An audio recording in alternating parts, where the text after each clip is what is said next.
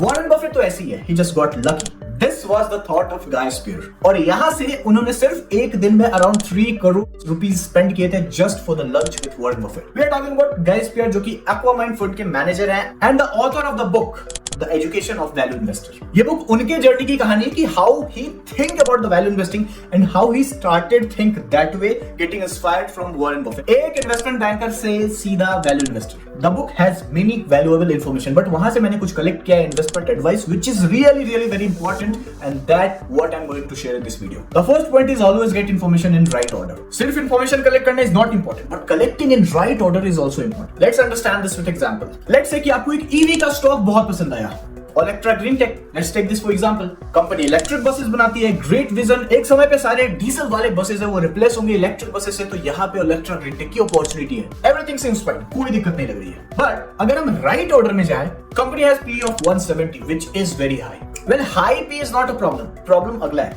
Another part इसका competitor Tata Motors है जिसका अभी तक का सबसे बड़ा मार्केट शेयर. और ऐसा नहीं है कि टाटा मोटर्स के पास टेक्नोलॉजी की कमी है, तो वहां पे अगर टाटा मोटर्स ने मैन्युफैक्चरिंग स्टार्ट करी क्योंकि स्केलेबिलिटी उनके पास ज्यादा है, तो they will crush this company. This is not recommendation on analysis. हम बस दिखा रहे हैं कि राइट ऑर्डर में इंफॉर्मेशन कलेक्ट करने से किस तरीके से व्यूज बदल जाते हैं, बायसेस रिड्यूस हो जाएंगे and investment will be perfect. If you just click कि गवर्नमेंट का प्रोजेक्ट है, नया प्रोजेक्ट है, सपोर्ट मिल रहा है, you will be biased. आप वहां पे स्ट्रेट नहीं सोच पाओगे. The right order will be what is the business, what is the product, क्या कर रहे हैं वो मार्केट में. Next is finance and valuation. Ratios क्या है, valuation क्या है, क्या कंपनी इतनी बड़ी तो नहीं है कि यहाँ से ग्रो नहीं हो सकती. इसके बाद management, CEO, culture of the company and किस तरह वो वर्क करते हैं. दिस इज अ जेनरिक वे जहां पे आप अपने एनालिसिस को कर सकते हैं, अपने पॉइंटर्स को बना सकते हैं और इन्वेस्टमेंट डिसीजन ले सकते हैं. इसको आप किसी तरीके से अपने हिसाब से, अपने रिस्क एपेटाइट के हिसाब से इसको ट्वीक कर सकते हैं and you can use it. The next advice is very simple. Never talk about your investment to everyone. But what difference does it make? The problem is कि whenever you are expressing your investment,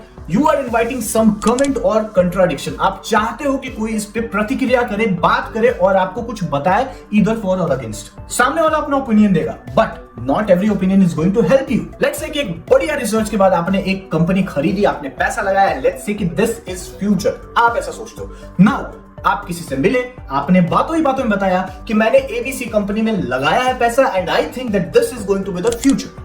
अभी यहाँ पे वो बता सकता है कि इस इज रॉन्ग और इस इज राइट, बट अगर वो ऐसे बोला कि मैंने तो दूसरे कंपनी में इन्वेस्ट करा है एंड वहां का रिटर्न यहां से काफी ज्यादा है, नाउ आप अब ऐसा सोचोगे कि कहीं आपने गलती तो नहीं कर दी. बट ऐसा भी होता है कि कुछ स्टॉक जो कि फंडामेंटली अच्छे नहीं है, शॉर्ट रन में एक लंबा रन देते हैं एंड रिटर्न बहुत ज्यादा क्रिएट करते हैं. But that does not means कि वो अपने वैल्यूएशन को जस्टिफाई कर रहे हैं एंड आप जो इन्वेस्टमेंट कर रहे हैं वो गलत है. ऐसा बिल्कुल हो सकता है कि आपका स्टॉक सामने वाले के स्टॉक से ज्यादा मजबूत हो, फंडामेंटली ज्यादा स्ट्रॉन्ग हो, बट स्टिल आपका स्टॉक कम रिटर्न दे रहा हो. But in future your stock can do a lot better just because कि आपने एक्सप्रेस किया, यू गॉट द आइडिया कि आपका investment is not better. Now you are doubting yourself. Talking is good, ऐसा नहीं कि बात ही नहीं करना है, बट टॉक विद समवन जो कि आपको एजुकेशन दे सकता है, जो कि आपको सिखा सकता है. अगर आपको काउंटर भी करे तो विद फैक्ट्स काउंटर करे, ना कि बस ऐसे ही. Return is just the result of what company is doing. The next is do not check stock prices regularly. We as a human being filled with excitement. हम जब भी अपने पैसे को स्टॉक मार्केट में डालते हैं तो बार बार अंदर से वो फीलिंग आती है कि लेट्स चेक आवर इन्वेस्टमेंट कैसा परफॉर्मेंस है, कितना कमाया, कितना गवाया.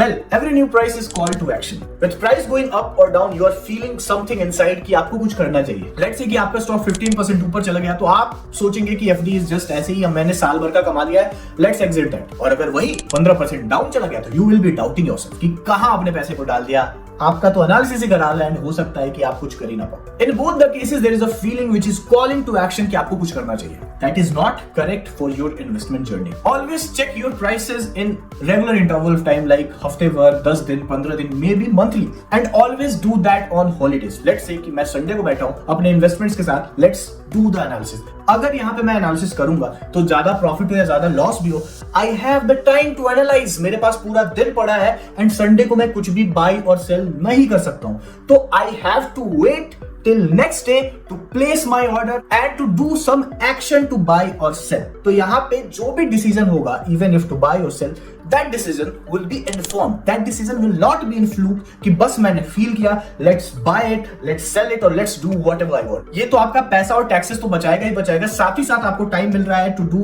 अ thorough analysis which is a good thing. Action with proper analysis. अगर आप एक वैल्यू इन्वेस्टर हो एंड सीरियसली लेते हो अपने इन्वेस्टर जर्नी को, तो फिर ये बुक आपको जरूर पढ़नी चाहिए।